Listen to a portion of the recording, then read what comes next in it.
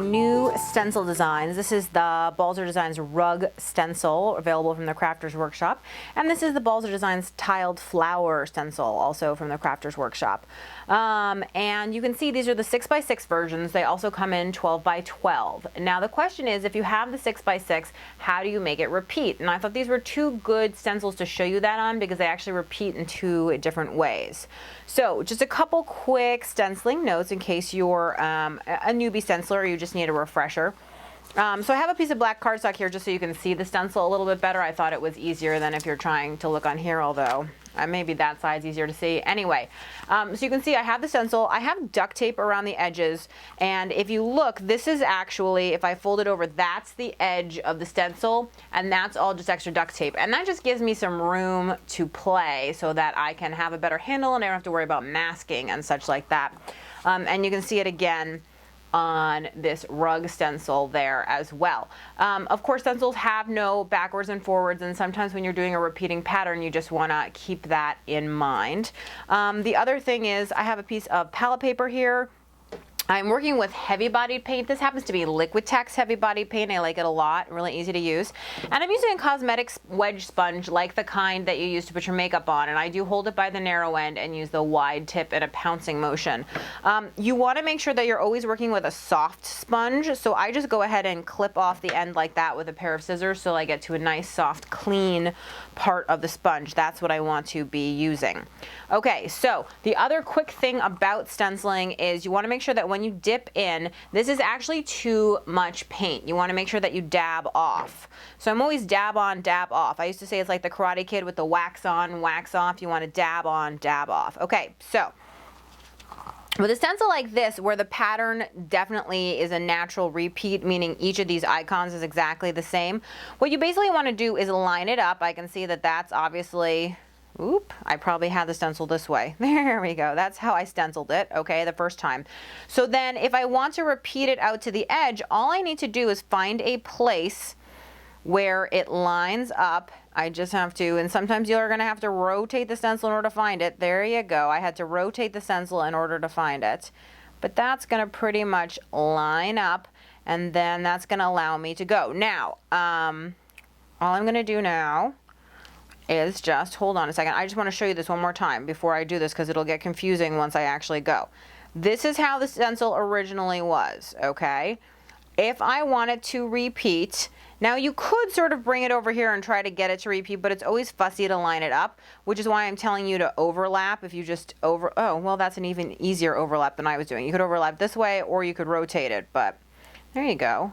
Live and learn in the middle of your tutorial. So there you go. So we're overlapping it. And now I can see where I'm going, so I'm not that worried about it. So I've dabbed in, I'm dabbing off, and then I'm just pouncing up and down. And I can go over the areas that I've already stenciled because guess why? Since this is exactly the way it's supposed to be, it doesn't matter if I go over it or not. So the only difference is going to be that I think that I had a very dirty stencil before and I think I transferred some color through, so there may be some slight color variation, but I'm gonna live through that because I'm that kind of girl. So again, I'm dabbing on and off. It looks like I'm pouncing up and down several times, but that's just what the dabbing off really looks like. So let's see what this looks like when we're done, shall we? Are you excited for the big reveal? And you can see then you get your seamless repeat. And I can of course now continue this simply by moving my stencil around to make sure that it is lined up where I want it. It's good to be a little bit fussy. And notice I don't tape down my stencil. You certainly could, especially if you thought that you might get interrupted in the middle, if you have a cat, a baby, or something that's gonna come crawling across. But mostly notice how my left hand simply holds everything in place, and that's how I'm keeping things down. I also think that's one of the great benefits of the duct tape that I'm using because again, I have a place to put my fingers that isn't in the middle of all that wet paint. And when I run out of paint, guess what I'm going to do? I'm just going to carefully lift my hand up to try not to shift that stencil, put some more paint down on my palette, put my hand back down, and then go ahead, dab on, dab off, and add some more paint. So I can just keep going through here, getting everything until I have that seamless repeat. Dun, da, da, da, da, da, da. So you can see how cool it is and how easily you can now fill the entire sheet with a seamless repeat, okay? Now, here's the thing. This one doesn't repeat in exactly the same way, and I wanted you to really look at the design. I wonder if it'll show up on the white. Maybe it shows up on the white paper pretty well. I guess I didn't need the black paper.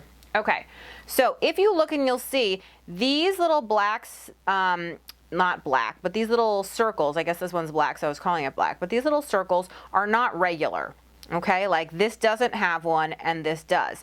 This doesn't have one, this doesn't have one, but these do. So when you do the repeat here, you just have to be a little more conscious of that. So again, can I figure out how I originally put this on? It looks like it could be like this, maybe. Did I? Didn't I? Hard to tell. That doesn't really line up. Maybe it wasn't that one. Let's try to rotate it and see. Okay, that looks like it's fitting a little bit better. Okay, so that still doesn't look right. I clearly did not do it that way either. Oh, I had it flipped the wrong side. Remember how I said there's no right side? Well, if you have a stencil that's not symmetrical, which this one isn't, there you go. You need to have it on the right side. Okay, so there it is. It's lined up. So then, knowing that these dots are the uneven part, what I want to do is coming off the edge like here, I'm going to really focus on making sure I get a dot there. Assuming now, if I look at my pattern, right, there's a dot here and there's a dot there. There's no dot here and there's no dot at the corner. So I've actually placed this in the right way. So I'm pretty much doing it the same way that we did the other one. It's just I'm looking for something slightly different. And again, I'm using the same method of pouncing up and down, up and down, up and down, up and down, and going through there. Stencils are one of those things where I think if you take a moment to set it up properly, then you always get the result that you're looking for. So you can use so many different mediums with stencils, and you could do the same thing doing this with spray ink. You would just have to take a moment to line things up, and you might want to mask things off even more than this just to avoid any edges. You could certainly use stamping ink this way. You know, whatever your favorite medium is to use with stencils. It's just I'm trying to teach you that there are plenty of ways in which to make sure that you get that nice seamless repeat with not a whole lot of effort and thinking. Okay, so I'm just going to finish up this little area. And by the way, isn't this such a pretty blue? I know, I'm going to be sad when this tube goes. Of course, that means I get to do some more shopping. And that's always a good thing. Okay, so look at that. Pretty cool. You can't tell where the stencil starts and ends. I think that's pretty darn neat. So let me just show this to you really up close, so up close and personal, so you can get a good look at that. Can you tell where one stencil begins and the other ends? Probably not. Great way to get that seamless repeat. And the same is true for the rug stencil. And there you go.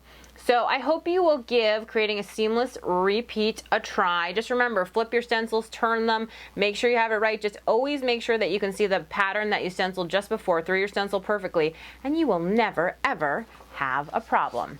Thanks so much.